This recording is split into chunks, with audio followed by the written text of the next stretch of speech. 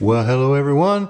You've heard the expression, the road goes on forever and the party never ends. Well, welcome to real property ownership. Now, whether you own a rental or you own a house, it just takes maintenance, just kind of like your body does. You got to maintain it or else it'll go to pot.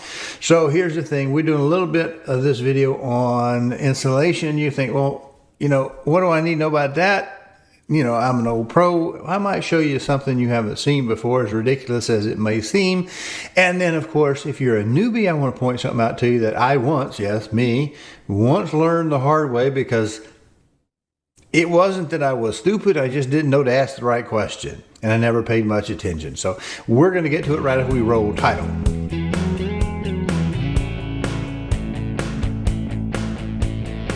Well, what do you say we talk about the first thing, which was the simple little thing I just never thought about. I made a mistake one time. I had put in some windows and I was going around them, and we had air gap leaking, and so I wanted to fill it with some of the spray foams that we see, and I went ahead and sprayed it with some stuff. Well, we'll get into some of that just after this, but I want to show you something. Look at this. These are side-by-side pictures. And here is some foam, and of course here is some other foam. This is obviously the new door and the new foam, because we can see the door is clean and fresh painted, and we can see that we have obviously up here some yellow spray foam kind of filling those little gaps. And on this side, of course, we have some white foam. Well, here's the interesting thing that I want to point out. They're basically the same foam. In fact, I think it's the same brand. It's a brand called Great Stuff Foam for windows and doors, and there's more than one type of foam, and it's right there on the can if you know to look at it. And usually they're side by side. Take the time to pick it up and look at it.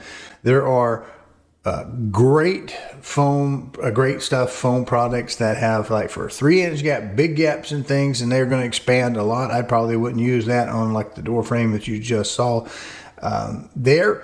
And I wouldn't use even the 1 gap filler on a window or a door, because most of the time it's highly expensive and it will push too hard against the frame, and you can actually move some of that framing around, some of the inside, and jam a door or window where it doesn't want to slide good. So get the right stuff if you use Great Stuff. And speaking of Great Stuff, let's go ahead and look up here. We have on the monitor, we have a lot of different brands, and that's what I was trying to say. There's not just different brands, there's different applications. Now, of course, you can buy it in bulk. You can buy, like this one says it's gaps and cracks, and it says up to 1 inch. They make some, look at the color change difference. This one says it is the Pro cans. I guess there's just more in it. The blue can, yellow can, red can, somewhere up here, I've already seen it. We have the big gap. There it is. Gaps and cracks. No, big gaps, 1 inch, 1 inch, 1 inch, 1 inch. There it is. Great Stuff big gap filler. Well, what you want to do, whether you use this brand or some other brand, you want to get something that will in fact do doors and windows. There it is. I look right over it. It's the blue can. It is window and door foam. So yeah, you just want to, it's a 2-second mistake at the store buying the wrong can of foam if you're going to fill a gap. Now, I will point out that the reason that one was white on the old picture versus the new picture, simply because it's 20 years old, give or take, or whatever. And that foam, even though it's indoors and there's no windows and there's no way for light to get to it, you see it lost its coloring. It's obviously not 100% UV stable after 20 years. Why can't we have good stuff if stuff only lasts 20 years? I did have to dig it out, but it is what it is. Anyway, let's get on with the show. Well, that's the first part. Now, before we go into more of the advanced tip that I'm going to show you in just a second, I need to babble on almost incoherently long enough for you to get the history of this. It's a well house. It doesn't really need to be too fancy. It doesn't have to be perfectly sealed or anything, as long as we keep that water from freezing. That's the big deal. Well, in the past, I just had on top of those homemade trusses, or just 2x4, I had that piece of wood, and in the summer when it would get hot, I'd take a broom or a rake or something and push up to lift up that piece of wood and push it toward the back, opening up a gap about that far for the width of the hatch opening. And that would allow for some form of ventilation because that thing was leaky around the door and you know, maybe other places. So it allowed air to ventilate the well house. And in the summer, if anything leaks or whatever, rain gets underneath the door, it would let it dry out. It also would let rodents in. And I didn't really know exactly where the rodents were coming for a while. I thought they could crawl up the top, obviously, and they can go through that humongous hole at the bottom of the door that had gotten enough water damage they could get past that, because they only need like a quarter of an inch for a mouse to get in. I found where they were coming up a pipe, but that's a different story for a different time. So now that I'm putting in a vent system, and I'm very cautious that I don't want it to be a chimney effect and have a draft through the building, I got to thinking, I don't have but R13 insulation upstairs, because what? The homemade trusses, a 12-12 pitch roof truss, was done with the intention of having a light roof. You know, it doesn't really need a whole lot. So we got R13 in the ceiling. And if I put anything bigger than R13, it would be more than 3.5 inches of insulation. And then I couldn't do the push the little wood thing back. But now I'm thinking, because I'm actually focused on it, I don't want my room to get too cold if I put a 4-inch round hole in the wall. You know, that might let more air in, especially if I put it at the bottom and put it at the top, you know, to get that natural convection, take any kind of moisture out. So I bought a roll, just a single roll. I didn't count out the square footage of coverage, to be honest with you, because I had a partial roll of R19 at the house in the attic, and I could get that and finish that up. So I bought just one roll of R30 because I couldn't find R19 unfaced, so I got R30. What the heck. So I've laid it out in the roof, but it's awfully thick. You know, R30 is awfully thick, so we're adding on top of R13, we're going to add R30 on top of that. That ought to be plenty good insulation. The problem is with that 12-12 pitch, let me see if I can do this. All right, it's really tall. And if I go down to that, if you like this content, please go to calldeltosell.com, find the tab that says on YouTube, click it, and it'll open up a page of QR codes. There you can use a smartphone to scan and get to the YouTube page, or you can just mouse over and click it on a PC. There you'll be able to subscribe to this little button over here and click the notification bell. It's really tall. And if I go down to that corner down here, what do we got going on? We might block off our limited amount of ventilation that we provide to keep that attic space cool. I don't want to cook my shingles. They just were re-roofed not long ago. So how do we handle that? Well, let me show you what I did with that big old thick R30 insulation in the upstairs portion that I'm going to lay it across those trusses. This is a video clip. Let's roll it. Now, I in no way suggest you do this, but I wanted to cut the corner so that I could get it all the way to the wall and still not block the roof. And as you can see, we got a 45-degree to 12-12 roof. You need to cut some edge off. How did I do it? But now I'm not telling you to do this. Well, I'm not advocating you do that. What I'm really interested in is crowdsourcing information.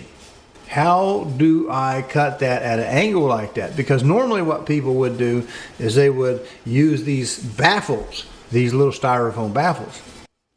Now, personally, I've never done this. I've never thought to do this. This is the best way to do it. And if I had this image in my head in all the years when I've been doing these baffles, I would have done this way. Normally what I've done is I just take this, just leave it flat and take it down below the backside so that it goes more toward the soffit, and that works it. But anyway, yes, these are baffles. You can buy them.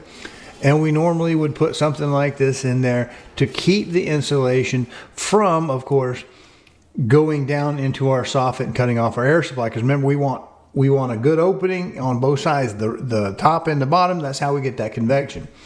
So how do we hold it back? We could probably just take some more of this and staple in that little baby hole, but I didn't have any of those. So what I did is I just cut it on an angle because I do want that insulation going over full toward the wall. Other means would be to lay it the other way. If we're looking at the roof like this, we know that our rafters are perpendicular to where we're looking at.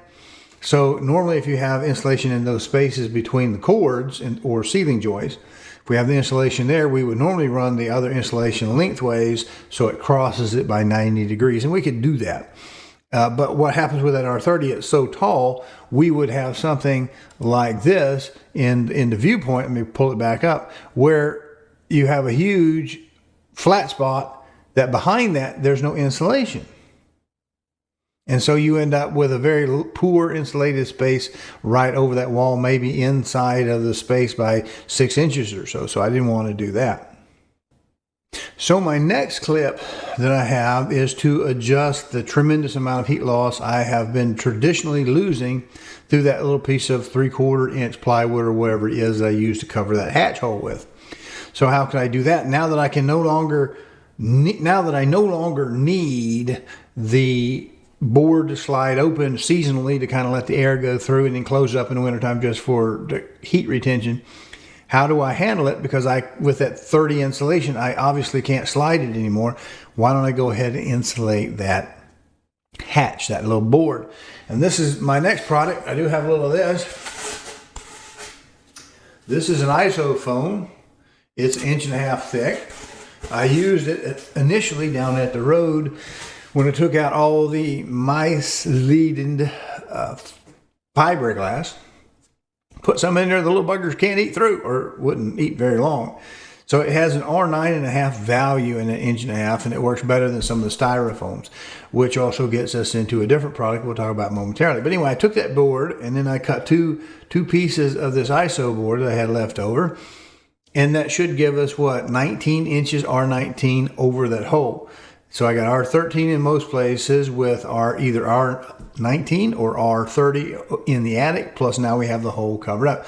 The problem that I have is, let's look at that video clip and we'll come back. Well, that's my solution to a plug for that hole, which was just up until today, you know, the 20 plus years it's been there, just been just a piece of board with no insulation at all. And we had R13 in the roof section. Now we've added in what I show you. That was R30 for that full row, and I used a little bit of R19 to kind of finish up the rest of it. Prop up all the little holes we could, still letting air get up underneath the roof. And now we have a hole. Now I'll probably have to shoulder this way or this way, at least on the long side after that glue holds, that foam board glue holds, because it's pretty tight to the way I made those trusses years ago. I have some vertical pieces just right at the hole, and I got a feeling that I can't get this to pass in at an angle and lay down unless I shape that, at least that top board. Now I believe, as I said in the video, I haven't watched that video in a couple of weeks, that if I needed to, I would chamfer that top layer, because you see there are two foam boards there. That top layer, I would chamfer it off a little bit so that the board could lift up, and on the side I just moved my hand on, it would not interfere with the verticals in the truss so that you could actually move it. Because if you think about putting your board in, I have stuff to the side, I needed to be able to lift it up, and that would kind of make it necessary that the highest part, I need to take that little edge off. And I did. I used a little baby battery powered circular saw outside, not to breathe the stuff in, and then trimmed off about 35 degrees of that so it would tilt. It works great. But we also use something that, another product to be aware of. I didn't discover this but the hard way, because I had never seen it before. First time I tried to glue foam board down, I discovered that silicones and most caulks will react with the foam board, and it just eats through it, and so it looks horrible and looks like little termite or bug holes or pill bug holes through wood, you know, the little paths wherever you put it.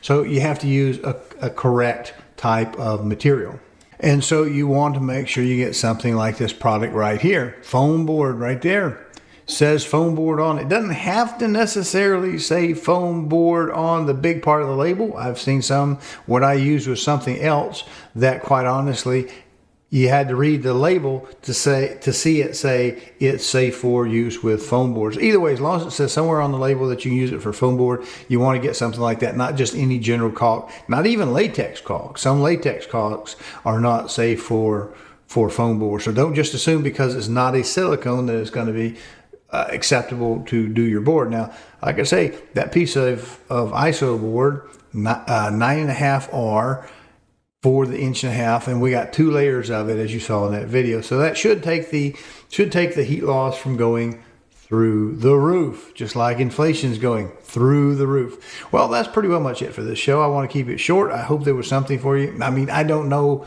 what you know, what you don't know. You might be a beginner, and I certainly don't mind, trying to save you some embarrassment from time to time, because we all do that. We only know what we know. We don't know what we don't know, and a lot of times we don't know that we don't know. So by watching, we help and encourage others to be more of your own maintenance person.